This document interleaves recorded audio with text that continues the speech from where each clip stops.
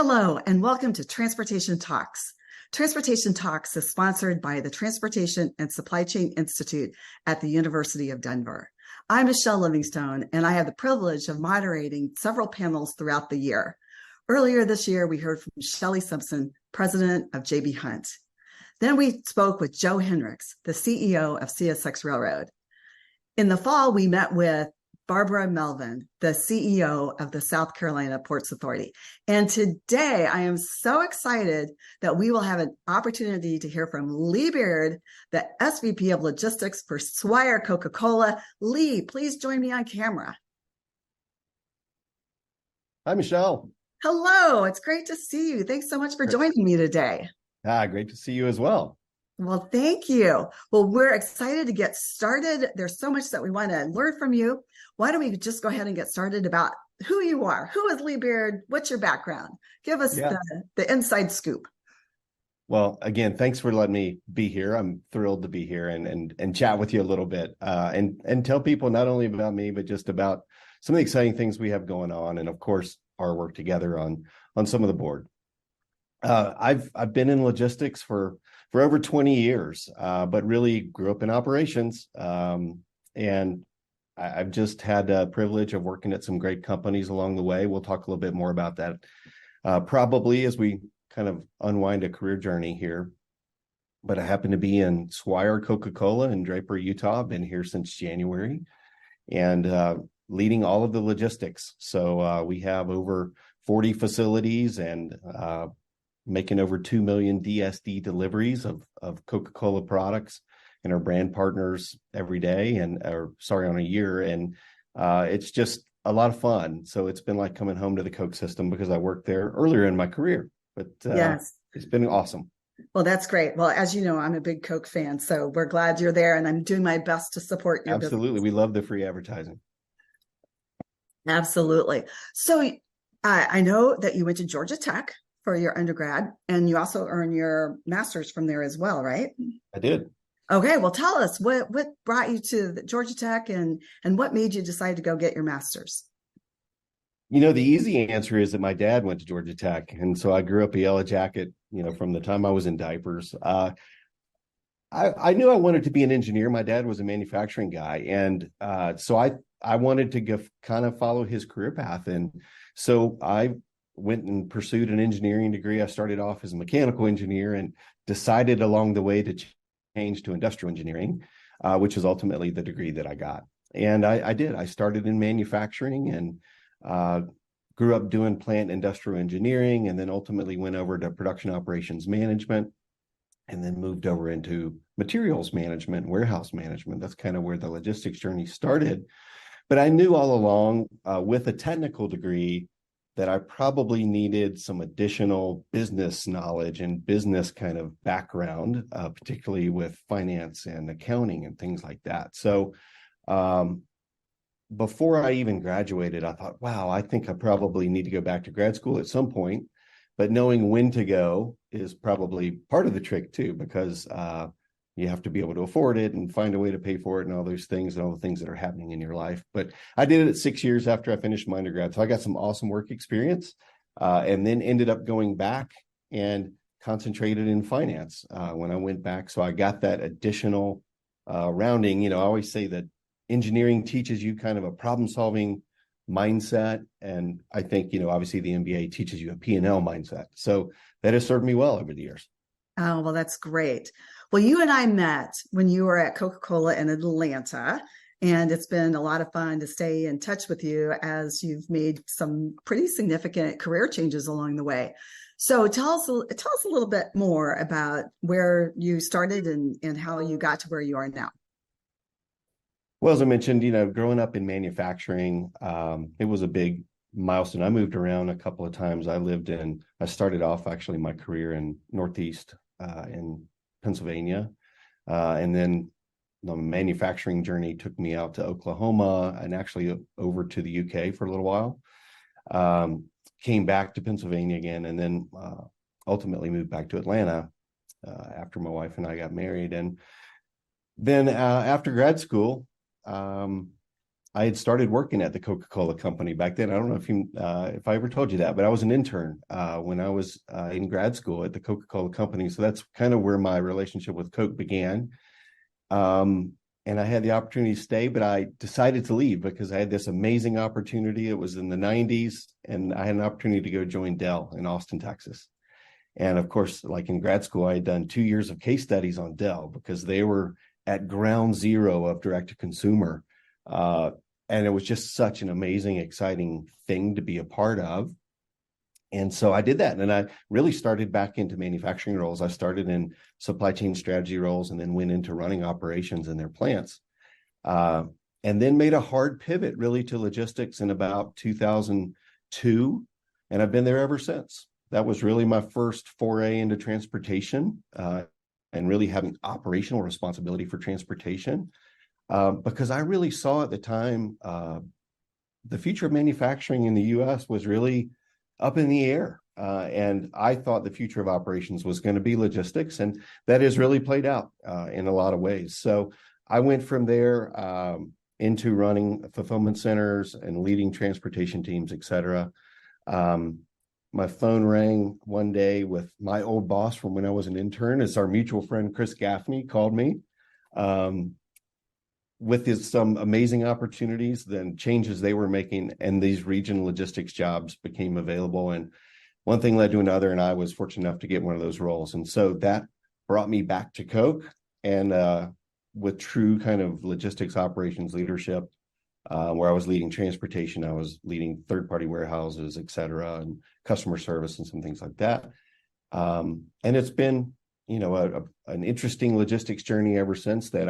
I stayed, as you mentioned, for a number of years, and then the opportunity came out of the blue to go to Nike in about 2014. And I just had so much respect for the brand over the years. I was a customer, I was a big fan, but I was really just intrigued by what they had going on as well in the Pacific Northwest and the opportunity to live there. And so I followed that opportunity and stayed there for about 6 years, all in logistics capacities, both kind of focused on the US, but then also globally. And then had the opportunity to go to Nordstrom. And when I went to Nordstrom, it was really a perfect extension of probably or build upon the Nike experience that I had in terms of omni-channel and e-commerce, retail, and just to be there at the time I was at. Well, I learned so much. Nordstrom is such an amazing company, and Nike is too, but really, I think pretty sophisticated in their omni-channel capabilities, how they think about it, and some of the things they're doing in the market. So really exciting to be a part of that. And then this Swire opportunity presented itself. So I've had the opportunity to come back to the Coke system, actually working with some people that I previously worked with in my Coke experience. And this is almost like the capstone for me. It really brings all this experience together, and I'm loving it so far. Oh, that's great. So you've made these changes, and I think for a lot of us, it's really hard to know when's the right time to go. And it is so easy to stay because you know what you have, you know the team, you're well known within the company, all that. And then unless they throw a boatload of money at you, it can be a really difficult decision to know when to go. So what criteria did you use? Did you have any thought process that you can share as others struggle with the decision to, do I go or do I stay? I think it's such a great question. And I think as I've gotten older anyway, Michelle, I think I've been more thoughtful about it. Probably, the longer you work and the more experience you get, earlier in your career, it's probably what's exciting to you. There's probably less of a plan and you're more about, hey, that sounds exciting.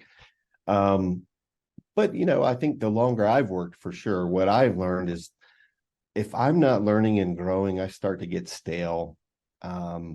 And when I'm stale, I'm not at my best, which means the team or the organization is probably not getting my best either. So that's been part of it, is like, hey, have I reached that point? Sometimes, there's just an amazing opportunity that falls into your lap and it's too good not to turn. I mean, that's maybe circumstance. but it's a combination of those things. I do believe that, you have to have a plan. As I mentor people over the years, being clear on what your North Star is so important, and how you think about, how does this move or this opportunity potentially help me towards that North Star or not? I mean, that's 50% of the battle, in my opinion, when you really talk about career development. Yeah, that's really good insight. And, the other thing that I learned to appreciate along the way, and you may have a perspective as well, is the corporate culture plays a much more important part. When you're young, it is kind of all about the money, to be, at least it was for me. Maybe you were better than I was, but it was all about the money. And then you realize that you really, to your point about knowing your North Star, when you can align with a company that really allows you to bring your full self to work every day, it makes such a huge difference. Yeah. I think it's two things. One, for me, is absolutely, it's the people. At the end of the day, I love logistics and transportation. We could talk about it all day long. I mean, I love it. But at the same time, what really keeps me coming back is the team. Are we developing talent, seeing a team achieve something that they wouldn't have achieved otherwise, helping people achieve their potential. That's the things that really last, through a career, and that you really take away, and that makes a lasting impression on people. And then if you don't enjoy the people you work with, the environment, the culture that you're in, I don't know, life's short. And, that's kind of what my approach is. And so that's certainly more important to me, as I've, the longer I've worked and been in different organizations. Yeah, absolutely. Life is short. Family and friends are precious, for sure. So that's great. Well, you talked about Dell. One of the things that I learned about you is that your name actually appears on a patent that you worked on with others at Dell. I got to tell you, I thought that was really impressive. I don't know many people whose name appeared on a patent. So tell us a little bit about how that happened. I still kind of can't believe it either. So it was just an amazing opportunity. As I mentioned, it was kind of a neat time to be at Dell.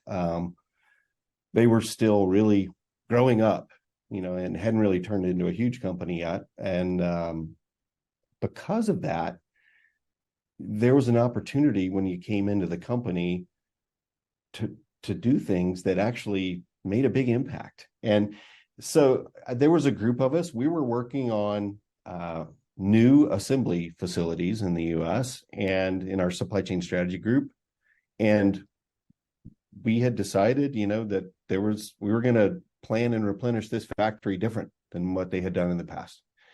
And pretty radically different. And in the course of doing that, the methodology that we actually came up with to plan and replenish these factories actually earned a patent.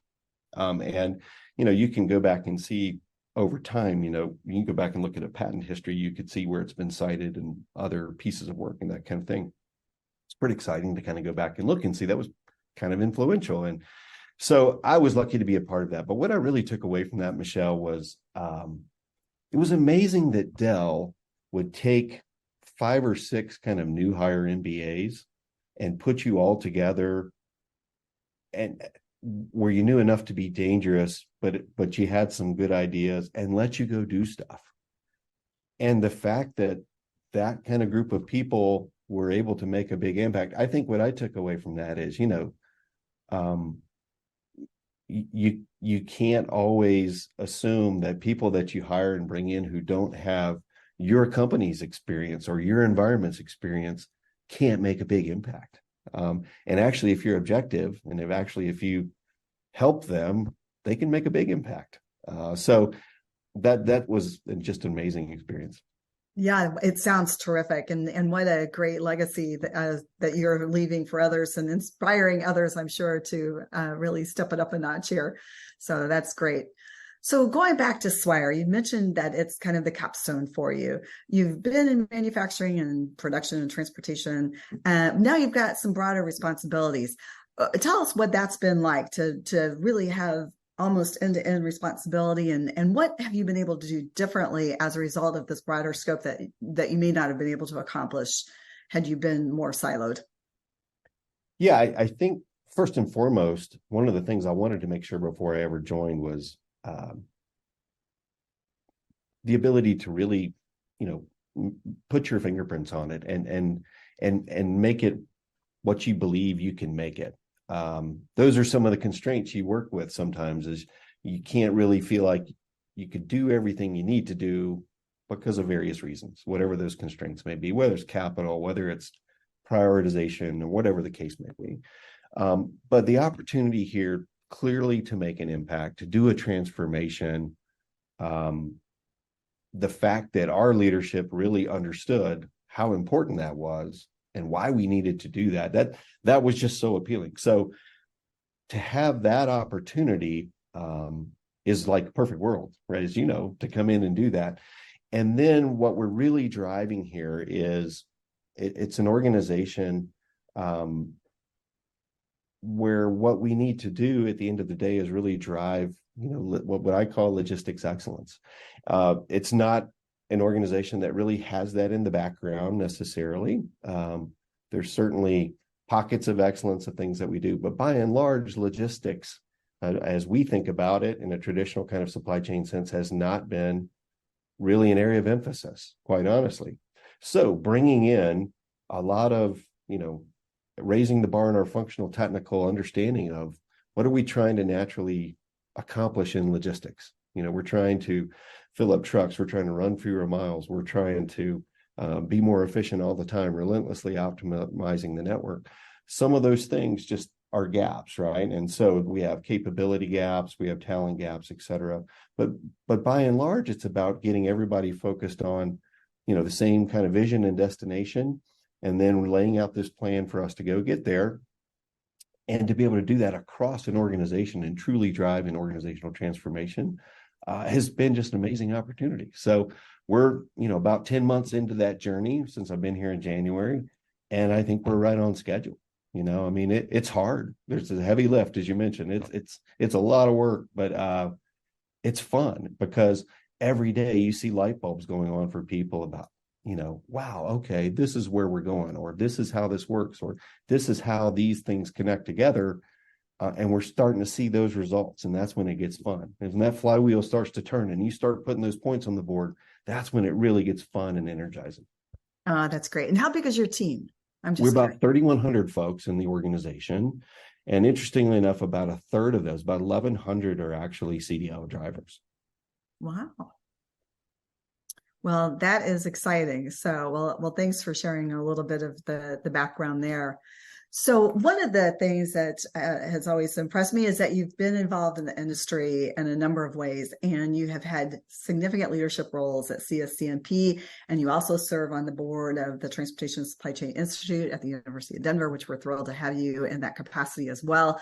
Tell me what it is why you take all this time. You've got a crazy, wicked busy job to begin with. You've got family activities and involved in a number of other things, but why do you take time to give back to the community in that way? It's something I'm really passionate about, Michelle, as I know you are as well. But first and foremost, I think my rationale or the reason that I do it has changed over the years. Early on, I think it was about, hey, let's network. I want to get out there. My early kind of experience was probably CSCMP roundtable locally in the Atlanta area. And I just wanted to meet other people that kind of did what I did, kind of thing.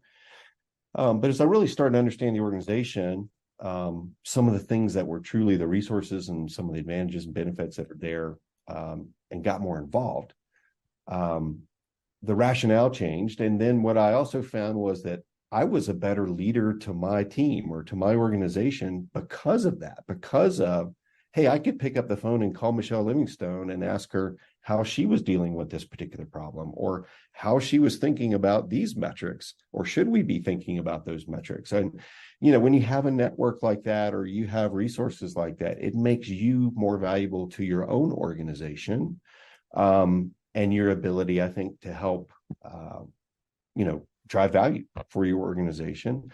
And then I will tell you, just on a personal front, for me, it has helped me in ways I probably still don't even realize.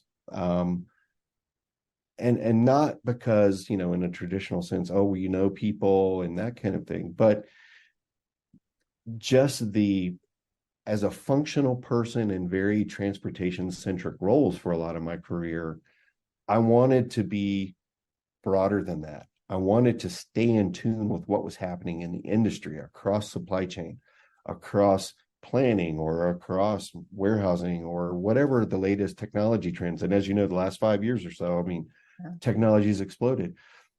These organizations are a great way to do that, to stay sharp, to keep a broad perspective, et cetera. And then, of course, when you think about the mentoring aspect, particularly with the University of Denver and an academic institution, but also just mentoring in the classroom, the ability to give back, the ability to share your experience directly is not only enjoyable, obviously, if you get the opportunity to do it, but I think it's very valuable. I always found it very insightful when people who were actually doing it came back and spoke to a class that I was in. So I'm just very passionate about it, and I continue to be a huge advocate to everybody that I mentor about what are you doing beyond the scope of your role, beyond the scope of your job. Yeah, that's great advice. And I also feel your passion and feel the same in many ways. And it has been a huge enabler for me to get things accomplished that I would not have otherwise been able to do. So I totally appreciate your perspective on that. So one of the things that the Transportation Supply Chain Institute really focuses on in the Executive Master's Program is leadership. And you've touched on it here in some of your responses, but maybe you could take this opportunity to really delve a little deeper into your leadership style, what helped form that leadership style, what you want to accomplish, and just give some folks some additional insight. Yeah, sure. I think that's always a tough question, how do you describe your leadership style? For me, I've always tried to follow, Michelle, just kind of the golden rule of what I would call leadership, which is I try to lead teams and organizations like I like to be led at the end of the day. And I found that works for me. It's tended to work pretty well. And I think when you really peel that back and say, well, what does that mean? I think it's first of all about, establishing trust. People have to know that you believe in them, that you're there with them, that you have a more of a relationship than just certainly the superficial relationship that you have, but then also you're authentic, that you show up, what you see is what you get, and there's no agendas here. This is about just us. This is about us getting better. This is about us performing here at work, etc. And kind of creating that level of trust that creates a safe environment so that you could truly have two-way dialogue. And then you have to be willing to listen. I don't ever presume to have all the answers, ever. And my goal is always to hire a bunch of people who are smarter than I am, because it's about the team. And I will tell you that the Nordstrom experience was profound for me, Michelle, because they really have a culture that's based around, and has been for a long time, based around servant leadership. And I heard that term a lot over the years, but to see that truly kind of embodied in the culture was really profound for me. And I certainly as you get into senior roles, it really is about serving the organization that you have the honor to lead and helping them be successful, get them the direction and that they need, the priorities and the resources that they need to help be successful. But I think that's really, if you ask anybody who's worked for me over the time, I think they'd tell you that's who Lee is, and that's how he shows up every day. Yeah, that's great. I think that servant leadership model works everywhere. So many companies are still hierarchical, which is really, I think, a miss, to be honest with you, because when you're in a servant leadership model like Home Depot was, Nordstrom, it truly does enable your associates to shine. And as leaders, we're all about supporting those associates. So that's I think one more thing is important too, Michelle, in that the ability, and you do, I'm sure, had to do this a lot in your career, but the ability to either zoom out or zoom in, and knowing when to do that or to what extent you have to do that, I think is part of that credibility as a leader. Because we've seen throughout our career people who stay in one extreme or the other, probably. But the people who can do that seamlessly are truly the ones who are effective and ultimately the most successful, and the ones that I've found that I gravitate towards and like to work for or work with. So I think that's an art, and I don't think people talk about that enough. No, that's a good point. Well, I read once that, be the boss that you wish you worked for. Yeah, Pretty well I sums it like up, that. Yeah, I like that. I think. Okay, let's talk about the industry. You and I have been in the industry for a long time. We've seen the cycles, and I don't know what your perspective is, and we'd love to find out more. What is your take on the cycles and what's happening in the transportation industry these days? You know, I think it's, unfortunate. It's the unfortunate reality of the industry. If I could change one thing about the industry, that's probably what I would change, is the cyclicality of it, because it's feast or famine. For those early in their career, they probably haven't lived through it much. For those who've been doing it like we have, we've seen it many, many times. And it's just the bad behavior, the extremes that it drives. And then, what's frustrating is, the extreme financial swings that it drives in your P&L and impacts on companies and things like that. And it just consumes a lot of energy as well. So I wish we could find a better place. I don't know that I see that changing, unfortunately. And what's interesting is, as I've worked across, pretty much every mode of transportation, it's everywhere. It's in every single mode of transportation. It's just one of the, basics and inherent truths, unfortunately, of transportation. So I think, then once you see them, knowing that they happen, knowing how to read the signals and knowing when the inflection point's reaching and when, what that means for you and your team or for your company, I think that's very important as well. So, I think it really, what's exciting to me about the industry, I'll tell you, is then the technological change that's happening. It's almost, mind-blowing. If you think about where transportation was, the industry 10 years ago versus what's happening in the industry today, and the tools and capabilities and AI and things like that, the investment in the space, the technology, and the pace of change is very exciting. So if you could pick any time to be in transportation, I think it's a really exciting time, to be honest with you. So that really excites me, for sure, about the industry. Yeah, I am equally excited about all the technology improvements. For those of us who grew up with the Jetsons, it's just great to see some of this come to fruition, and it really is an exciting time to be in the industry. And I hope that it really helps to attract more folks into the industry, because we certainly need them for sure. So Absolutely. Yeah. And I hope, I really feel good, through CSCMP, I'll tell you that probably have a good lens. If you think about the kind of younger group, the young professionals group, the academics, the students they're bringing to conferences and roundtables, et cetera, is the future of supply chain transportation is very bright. The kids that you see, and I say kids, I can say that now because I'm very tenured, as I would prefer to say, but they're amazingly talented. Amazingly talented and bright. And so if you're not hiring interns, you're missing out. That's what I'll tell you. If you're watching this and you're not, trying to build a pipeline of this entry-level talent and taking advantage of it, because they'll make the organization better. They have a completely different skill set. And when you combine that then with the people who do have the operational know-how and knowledge, it's really powerful. But I think the future of the industry is very bright. I think the future of the industry is much more diverse. I think it's just taking a little time. It's going to take a little time. But when you go walk around, again, when you go to the classrooms on campus, when you go to the conferences, when you see who's there, the face of supply chain has radically changed. And I think that's super exciting.